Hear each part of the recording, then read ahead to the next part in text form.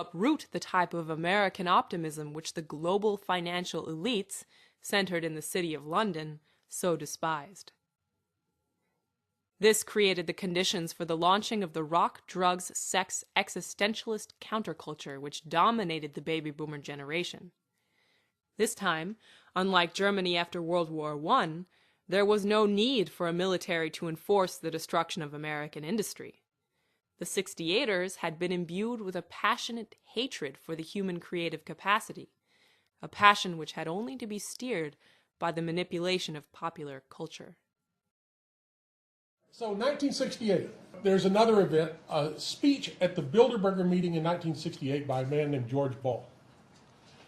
And George Ball was a member of the steering committee of the Bilderbergers, which was a primarily European oligarchic fascist organization. Prince Bernhard, the Nazi from the Netherlands, and others, we've said a lot about the Bilderbergers. He was a banker, a senior banker at Lehman Brothers. All right. Eastern establishment, former State Department diplomat, a very important man in our government. So what George Ball was laying out was not some theory about what we ought to do. What George Ball was doing was telling people, here's the new plan. And the new plan was something he called the World Company.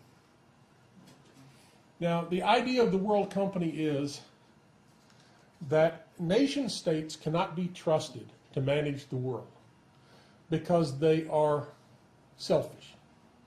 They look out for their own self-interest. That some nations think that just because they happen to sit on top of raw materials, that those raw materials belong to them. And we all know that in a period of Malthusian shortages, of overpopulation, of scarce resources, that this can't be tolerated. You can't allow these selfish nations to hold the world hostage. So we have to fix that. Now we're going to fix that with a corporate structure, because the corporation isn't bound by these kinds of old-fashioned, silly ideas. The corporation is more interested in efficiency. We're getting the raw materials and distributing them in the most efficient way, which means at the most profit. Even as some of the polymorphically perverse hippies of the 60s transformed throughout the 70s into the greed-is-good capitalists of the 80s, they never lost their utter aversion to all things technological. The real technological optimism of Roosevelt's recovery was supplanted by the fraud of information technology. Science was replaced by science fiction, and the boomers sought to make their programmed fantasies a reality. The cultural willingness to accept the first phase of the triple curve collapse function had been established. Upon accomplishing this, the financial establishment launched a full-scale takedown of the social and economic reforms created by Franklin Roosevelt.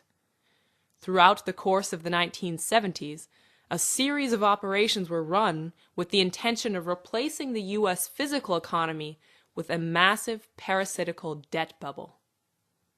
In 1971, a grouping of financier interests led by George Shultz and Felix Rohatyn made the decision to officially decouple the dollar from gold. This marked the end of the Bretton Woods system of international development as it had been established by Roosevelt. We will press for the necessary reforms to set up an urgently needed new international monetary system. The dollar was now officially detached from the physical economy and free to be transformed entirely into an instrument of speculation. Currency exchange rates were permitted to fluctuate wildly, and long-term investment into national development projects became an impossibility for the underdeveloped areas of the globe. This was consolidated in the period between 1973 and 1974, when a staged oil crisis was used to create the so-called euro-dollar market. Royal Dutch Shell and its bankers, Rothschild and Felix Rohatyn's Lazard, set up the oil spot market and made the dollar the currency of international oil trade. This raised the value of the dollar while at the same time placing a huge pool of dollars into the hands of speculators outside of the United States, to be used as the major instrument in the attacks which were to follow. Throughout the 1970s, the very notion of a physically productive enterprise was eaten up in a series of so-called mergers and acquisitions. In reality, this represented a steady rebuilding of the kind of cartelization which Roosevelt had worked so hard to destroy. The legitimate American entrepreneurial enterprise was slowly overrun by profit-obsessed megacorporations. Leveraged buyouts of businesses became the norm. Formerly productive industries were looted and turned into short-term money-making machines. As in Weimar Germany under the conditions of Versailles, the value of financial aggregates, again in the form of debt and stock market valuation, began to spiral upwards out of control. In 1975, Felix Rohatyn, playing the role of a modern-day Hjalmar Schacht, was appointed head of the Municipal Assistance Corporation, Big Mac, in charge of handling the financial crisis which New York City was then experiencing. Aside from the brutal austerity policies implemented by Rohatyn during that process, this set the standard for the ultimate aims of Rohatyn and his financial controllers. Private money would now be allowed to run public policy. Finally, in 1979, Federal Reserve Chairman Paul Volcker instituted a policy which the Council on Foreign Relations had dubbed the controlled disintegration of the U.S. economy. This took the form of an enormous hike in the interest rate, a move which devastated the U.S. productive sector. With the rate of interest on loans in the range of 21% per year, long-term investments became an impossibility. Any business venture with the intent of promoting physical development was doomed to failure, and short-term money-making schemes thrived. This marked the beginning of a period of absolute lunacy economically and culturally.